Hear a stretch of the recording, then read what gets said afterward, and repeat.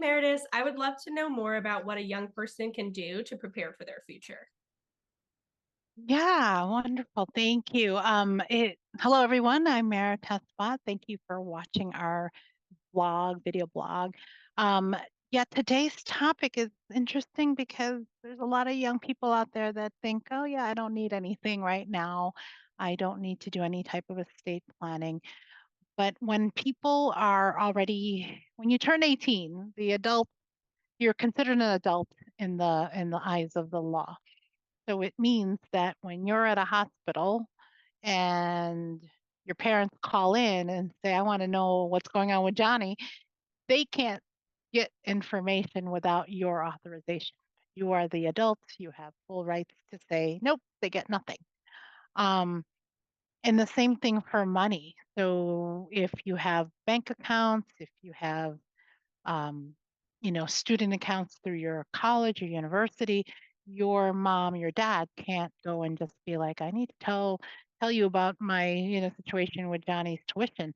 They have to get authorization as well. So I'm a big fan of as soon as you hit 18, get some documents in order, meaning the healthcare power of attorney, the property power of attorney that gives your parents some authorization. That's huge. And then the other two are, that HIPAA form, access to medical records, because you might be at a hospital, doctor's office, and they need to get information. And then the last thing is a living will declaration, which is just the heaven forbid terminal situation, pulling the plug or not pulling the plug. So those are four really big documents. One thing I do always offer and tell my clients that we like to give young adults a DocuBank membership as well.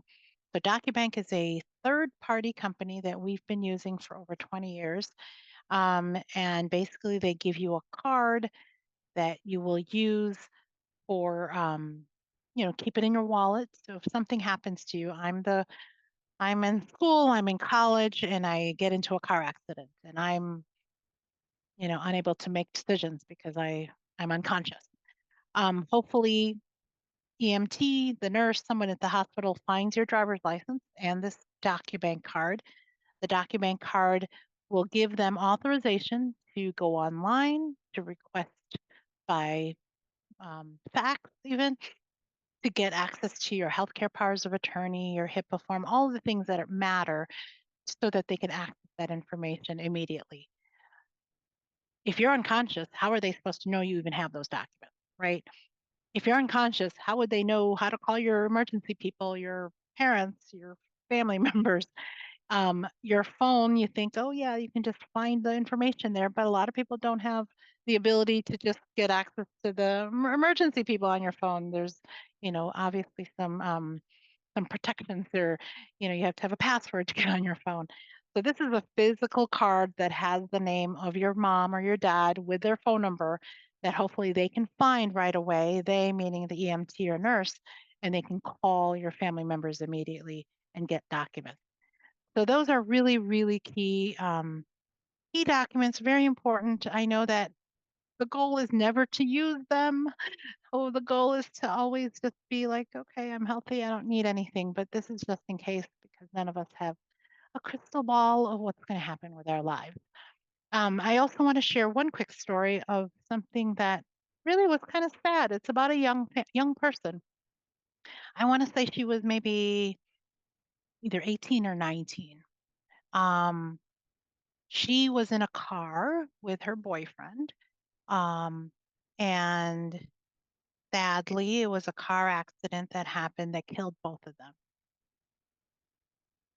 There was a lawsuit, there was some, exchange because certainly there's insurance being involved.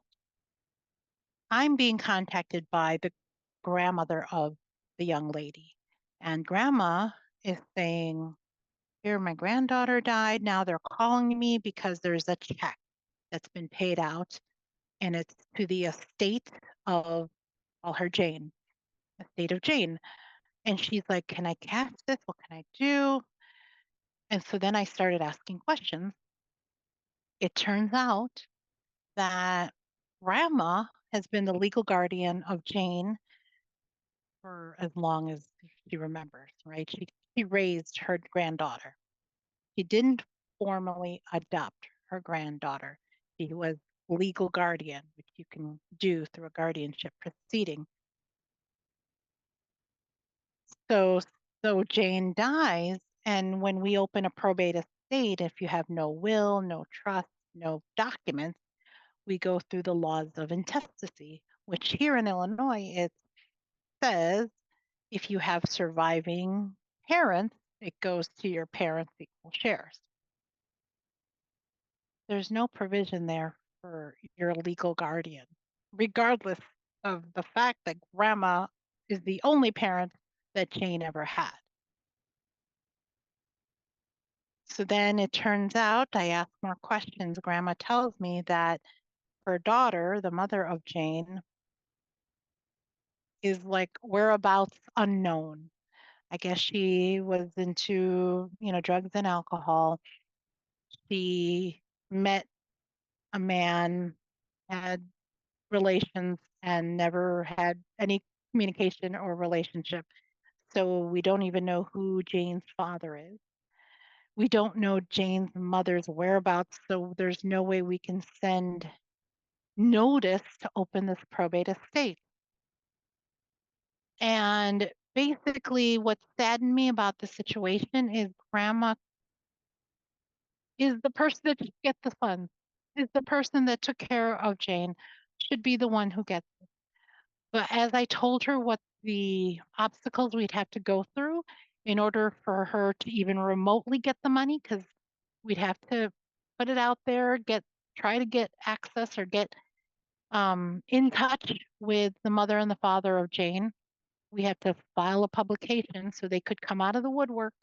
Even this, father who we don't even know who it is can come in and be like, I'm the father, let's do a DNA test. And then he gets the money. So grandma would do all this work and never get a dime. So we were talking about, you know, weighing the cost versus the benefit, the potential. And honestly, I didn't push her. I was telling her that I'll work with you either way, because the problem is grandma didn't have the funds to go into probate and to pay a lawyer and all of that. So that was also taken into consideration. So there was too many factors for her, and grandma was really kind of not up for the challenge. Um, at least from our conversation. We ended the conversation. She never really like I think we had another conversation after, but we never really ended up doing anything or opening the probate estate. But the story really resonates with me for the fact that people always tell me, "Oh, I'm young. I don't have any assets. I don't need a will." All of that, right? And you wouldn't think an 18-year-old would really need a will. But once you even have a bank account, once you have anything, you should have a will. Because if Jane would have had a will that says, I'm giving everything to grandma, then grandma would have had at least a fighting chance. She would have gotten the money because there's a will involved. She would have had to, get access to it, but I want to say it was like $500,000. Like she would have gotten all that money because the will would have stated that. So at the end of the day, long and short of it is when you're young, you think I don't need a will. I would say just have one. No, we can't predict that we're going to get into a car accident and have some type of settlement, but we don't know what's going to happen in our lives. So why not have a will? So said earlier that when you go off to college, you definitely need the powers of attorney, you need the living will, the HIPAA form, but we may as well add the will in there. You may as well have a will because at the end of the day, there's you're hoping to accumulate some assets and eventually get it to there to have the right people listed in the will so that we don't go through the situation that grandma had to deal with. So that's it. That is the lesson of the day. Again, my name is Meritus. If you have a young person in your life or you have some people about to go to college and need to have something written down, definitely give us a call and we'll take care of that. Have a great day. Thanks for watching.